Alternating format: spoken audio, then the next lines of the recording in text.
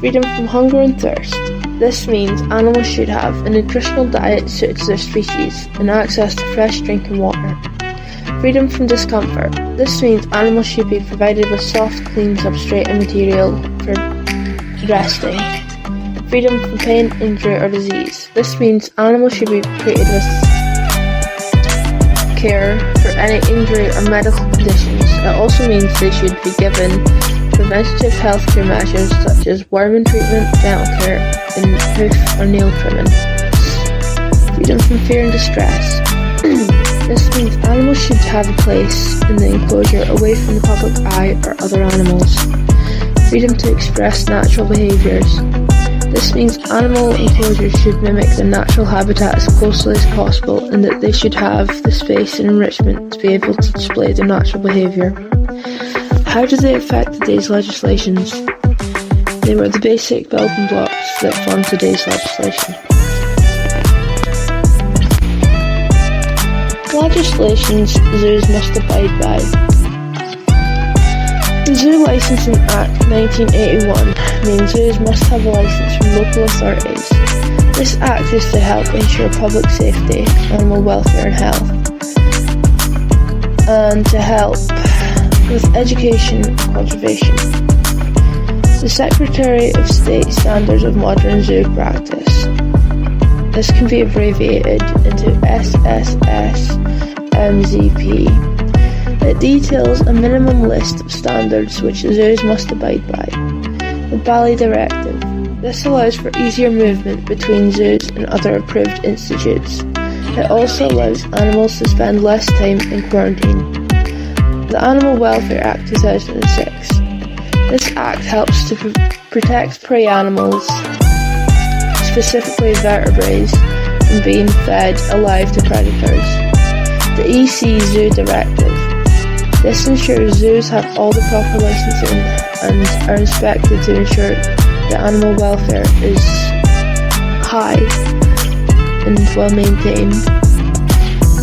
It also checks that all record keeping is up to date, as well as ensuring they are contributing to conservation and education. Voluntary organisations zoos can join. World Zoo and Aquarium Association stands for WAZA. WAZA accepts zoos and aquariums as members as long as they are already members of regional and national associations and related to national organisations such as ISIS, which stands for International Species Information System. They are best known for wildlife conservation work by zoos. BIAZA. BIAZA is known as British and Irish Association of Zoos and Aquariums. Members of zoos and aquariums can join. Their goal is also to work on promoting animal welfare, education and conservation. AZA, Associations of Zoos and Aquariums. Their goal is to promote high standards of animal care, welfare, conservation, education and research, as well as to also promote respecting the natural world. They accept individual members as well as zoos outside North America. EAZA, European Association of Zoos and Aquariums. They were established in 1988. They plan and coordinate wildlife conservation in the Middle East. They also promote education, especially about the environment. They are also involved with the captive breeding program. Zoos can become members after a vigorous accreditation process and as long as they keep up-to-date records on ARCs or ZIMs. Daily duties of a zookeeper. The zookeepers are in charge of feeding and watering and monitoring the behaviour of animals. They are responsible for diagnosing any sick animals and health checking them regularly. They are also responsible for ensuring the safety and security and the upkeep of enclosures and maintaining a high standard of husbandry. They help with biosecurity and provide preventative healthcare measures to zoo animals.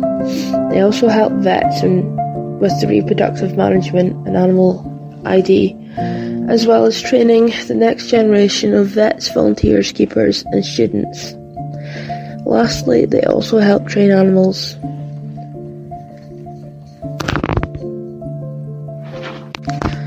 Keeper duties are not limited to animal care. They also help to educate the public and help build new enclosures for animals. Record keeping. ZIMS is a type of software that collects information from around the world about zoos and aquarium animals. The European Endangered Species Programme aims to prevent endangered species from going extinct by breeding endangered species and maintaining their genetics in captivity. Zookeepers keep logs, curate a report, nutritional records, veterinary records, and record of any births or deaths. The medical animal record keeping system is called MedArts. It is one of the databases keepers will use to record clinical and pathological information about animals.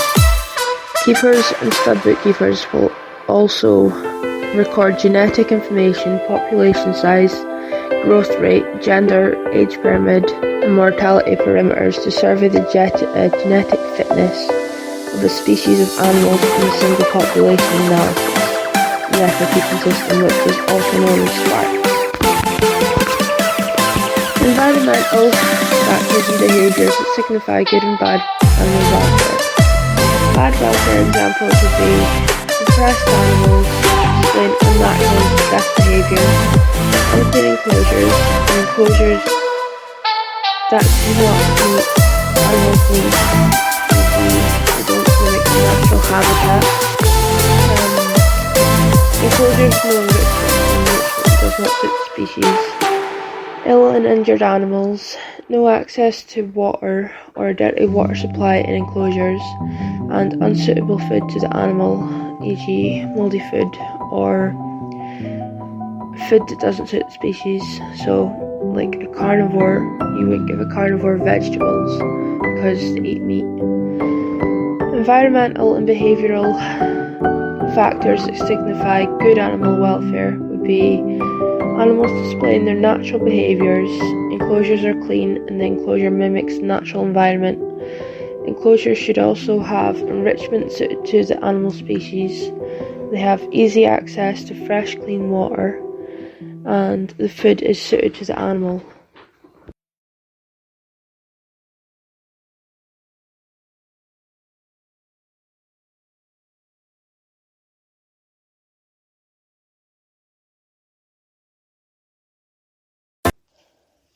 Common marmosets' nutritional requirements in their natural environment.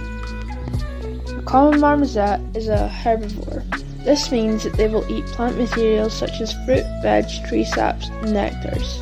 However, they will also eat bugs such as crickets, waxworms, and locusts for extra protein. Common marmosets will spend their days foraging for their food, taking breaks to rest, play, and groom each other in between.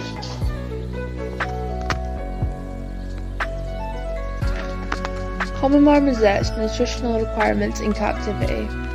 In captivity, common marmosets are fed twice a day. In the morning they are fed vegetables such as sweet potato, carrot, cucumber or courgette, broccoli, green beans, sweet corn, and on occasion mashed banana with compline. They are also fed waxworms and morels.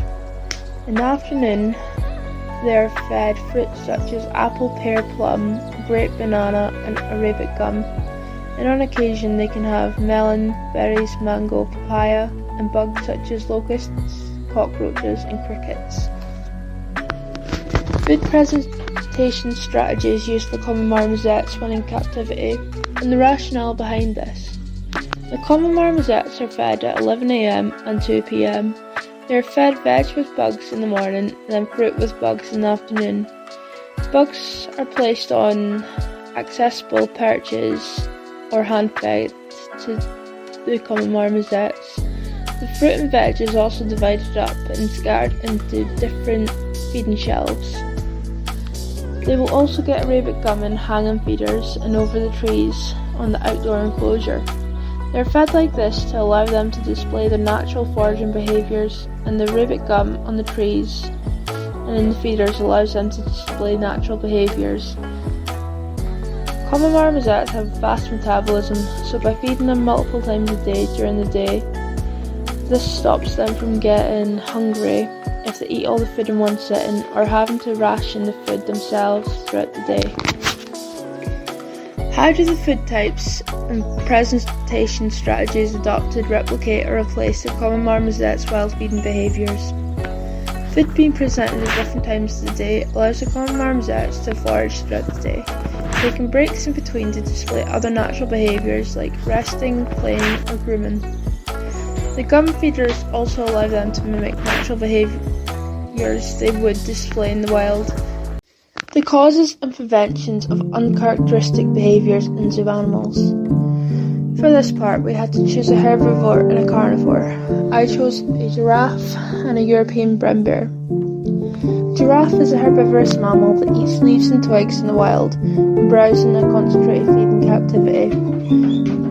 Giraffes are a social species that live in herds of all ages, and during breeding season, it is normal to see males necking in a fight to see who is the strongest dominance, or when social hierarchy is being created.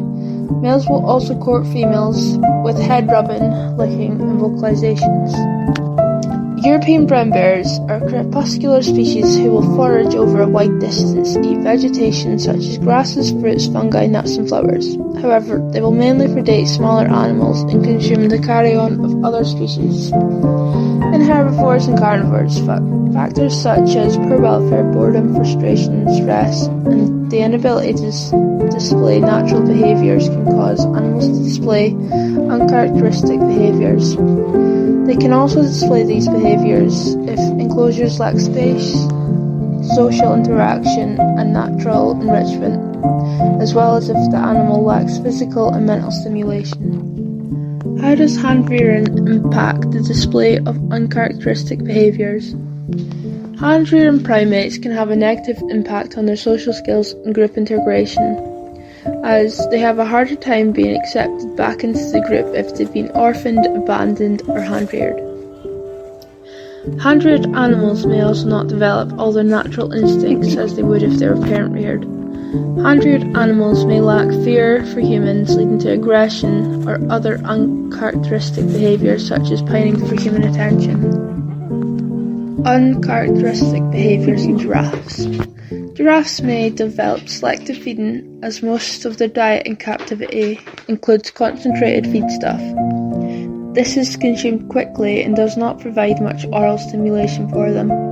Due to the lack of oral stimulation, giraffes may develop habits such as abnormal tongue movements, for example, rolling their tongues due to the high volume of saliva they have in their mouths used to break down roughage such as leaves, twigs, and branches, which would be their main part of their diet in the wild, and they're lacking this in captivity.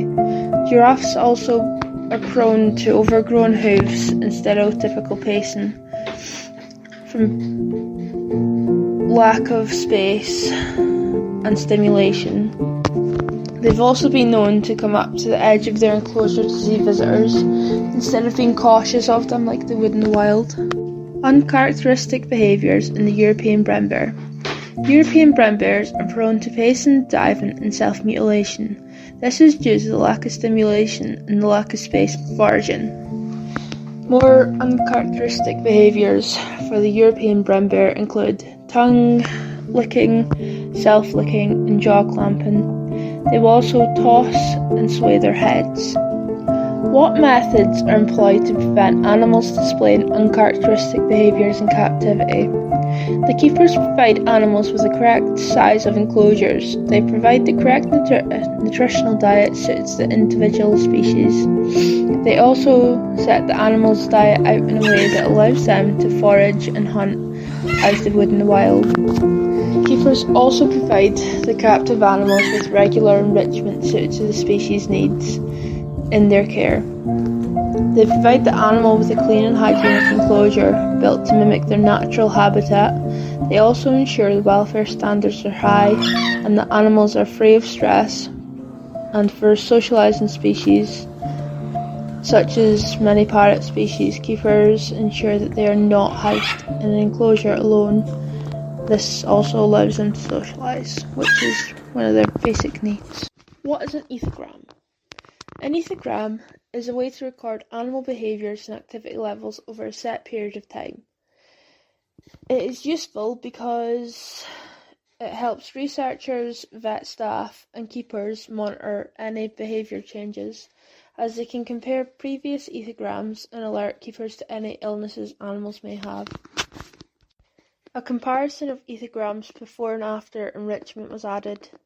Before the enrichment was put into the common marmoset enclosure, they were active but not as active as they were after the enrichment was added. Before, they were climbing about and moving around a lot, but they were not as interested in foraging, and after the enrichment was added, the common marmosets spent a lot of time climbing and moving about again, but also showed a lot more interest in foraging and scent marking.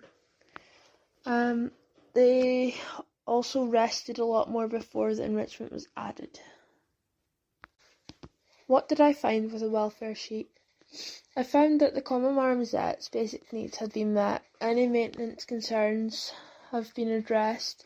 The common marmoset's needs in terms of natural development of their species has also been met, and the aesthetics of the enclosure will be suited to both the common marmosets and the visitors.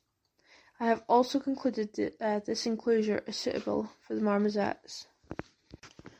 An evaluation of the welfare conditions. Welfare conditions of the common marmosets is quite good. They have got a heated indoor enclosure, and they also have an outdoor enclosure that is both very secure. The enclosure has plenty of trees and branches, as well as climbing frames inside the enclosure to allow them to display natural behaviours they would in the wild. It also has a suitable water source and plenty of places to put food. The common marmosets are fed twice daily, with vegetables in the morning and then fruit in the afternoon and bugs in between to prevent selective feeding. What enrichment did I choose, and what was the rationale behind this? My group made papier-mâché balloons for the common marmosets. We chose this as we thought it would be a good sensory and food enrichment, as they were able to hide in some of the larger enrichment devices. We added strong grass to the mâché devices for adding some mealworms and waxworms. We also added some arabic gum around the enclosure and on the papier-mâché devices, as well as in the trees. We done this because in the wild, common marmosets would eat nectars and saps and rip the bark off the trees, so this allows them to mimic their natural behaviours. An ethogram was recorded to compare any behaviour changes the common marmosets displayed after the enrichment. The behaviour changes I have noticed since the enrichment was added are an increased activity levels, such as climbing and foraging and locomotion, and scent marking. They've also had an increased appetite. Evaluation of the enrichment strategy on the animal's welfare. I think my enrichment programme went really well. The common marmosets really seemed to enjoy the papier-mâché balloons as they spent a lot of their time interacting with them. They also were a lot more active than they were before the enrichment was added, but I think that was probably because we used a high-value food. I don't think I would alter anything about my enrichment project, but if I did, I would make different types of papier-mâché devices.